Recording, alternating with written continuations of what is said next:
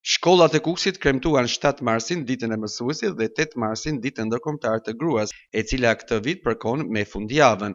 Me lule dhe dhurata në duar, nxënësit përsollën urime për mësuesit dhe nënat e tyre përmes një sër aktivitetesh festive të organizuar nëpër shkolla.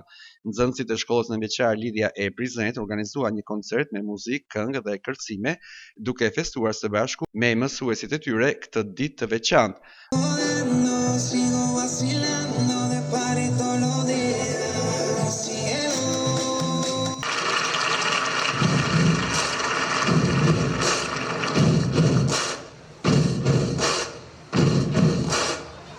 Aktiviteti u shoqërua me emocione dhe falënderime për përkushtimin e mësuesve në edukimin e brezave të ri.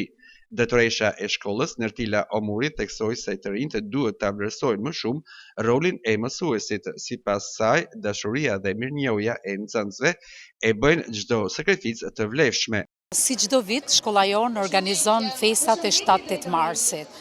Një aktivitet mjaft i bukur, i përgatitur nga nxënësit dhe mësuesit e kësaj shkolle. Më jepet mundësia në këtë rast të uroj të gjithë mësuesit, kudo që janë, gëzuar festën e bukur të 7 marsit. Më lejoni të uroj të gjitha nënat, gëzuar festën e 8 marsit.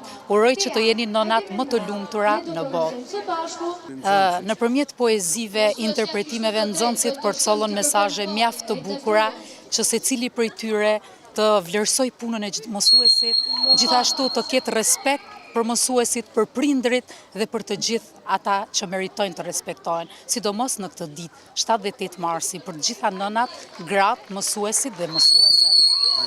Edhe nxënësit e shkollës nënveçare Avni Rustemi zhvilluan një aktivitet kulturor në ambientet e Pallatit të Kulturës Hasan Prishtina, në kuadër të festave të 7 dhe 8 marsit.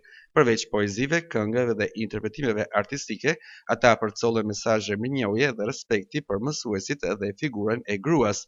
Aktiviteti solli emocione dhe një atmosferë të ngrohtë festive, duke vlerësuar rolin e rëndësishëm që mësuesit dhe nënat kanë në jetën dhe edukimin e brezave.